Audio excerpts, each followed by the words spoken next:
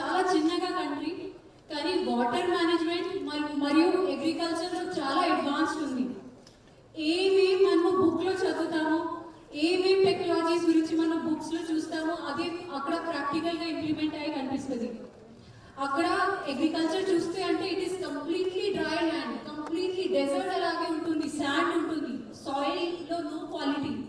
కానీ అప్పుడు కూడా వాళ్ళ క్వాలిటీ చూస్తే, క్వాలిటీ ఆఫ్ క్రాప్ చూస్తే అది వాళ్ళు అక్కడ అగ్రికల్చర్ లో చేస్తున్నారు. అక్కడ ఒక ఫార్మర్ తో మాట్లాడడానికి కూడా అవకాశం వచ్చింది. ఆ ఫార్మర్ అన్నారు కి మేము క్రాప్ ఎలా సెలెక్ట్ చేస్తాము, మేము మన క్రాప్ మాక్సిమం ఇక్కడ నుంచి యూరోప్ కి పంపిస్తాము అండ్ యూరోప్ లో ఏం డిమాండ్ ఉంది అది చూసి మనం బ్యాక్ గా వస్తాము కి ఓకే అదే పంట వేస్తాము. Compulsory short term vegetables, short term pulses ఏమైనా దానికి మూవ్ అవ్వండి. మనకు తెలియదు కి మళ్ళీ నెక్స్ట్ సీజన్ వర్షం ఎలా ఉంటుంది, మీరు ఖాళీగా ల్యాండ్ వదిలితే మీ ఫ్యామిలీ ఇన్కమ్ కూడా అఫెక్ట్ అవుతుంది. సో కంపల్సరీ మీ అందరితో రిక్వెస్ట్ కి ఏమైనా ఒక క్రాప్ కి మూవ్ అవ్వండి. ఇంకా కూడా ఒకటే రిక్వెస్ట్ కి ఇప్పుడు మనం ఇది అర్థం చేసుకోవాలి కి మనకు ఈ వాటర్ స్కేర్సిటీ అంటే ప్రతి సంవత్సరం వీటి కోసం కూడా మైక్రో ఇరిగేషన్ కి కూడా మనకు చాలా సబ్సిడీ ఉంది. నేను ఐ విల్ స్టాప్ అండ్ మళ్ళీ ఒకసారి మా ఇన్ఛార్జ్ మినిస్టర్ సార్ మనకు ఈరోజు క్లోజింగ్ సెరమనీకి వచ్చినారు, ఆయనకి చాలా ధన్యవాదాలు. Thank you.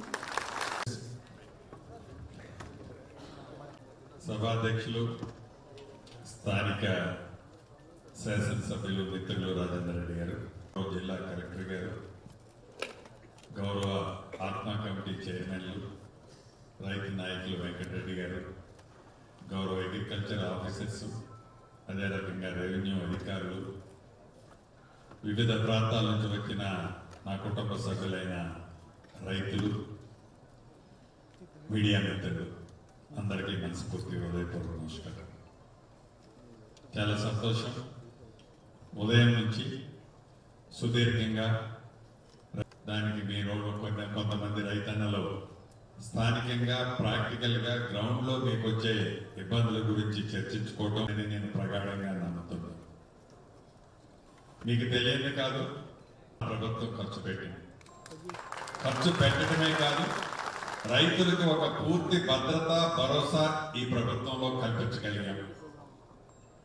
ఇది రాజకీయ విమర్శ కాదు, కానీ ఏదైతే ధాన్యం విషయంలో కూడా మొన్న వేసంగి పంటలో కూడా రైతులు మనం భగవంతుడి దీవెనతో, రైతుల కష్టం కాబట్టి అనుభవజ్ఞులైన మీరు వేసే పంట భవిష్యత్తుని దృష్టిలో పెట్టుకొని వేసుకుంటారని మనస్ఫూర్తిగా మీ అందరినీ కోరుతూ, ఉదయం నుంచి క్రమశిక్షణతో రైతుగా మీరు మీ పొలాలనే కాకుండా మీ పరిసర ప్రాంతాల్లో ఉన్న రైతులను కూడా ఒక పాజిటివ్ వేలో జరిగిన ఈ చర్చను మీ గ్రామాల్లో తీసుకెళ్లి 4 రైతులకి 40 మంది రైతులకి మంచి జరిగే విధంగా మీరు మీ ఉద్దేశాలు ఇక్కడ విన్నది నేర్చుకున్నది తెలియజేస్తారని తెలుపుతూ, మరొకసారి నా కుటుంబ సభ్యులైన రైతన్నలందరికీ మనస్ఫూర్తిగా మీ అందరి దగ్గర సెలవు తీసుకుంటున్నాను.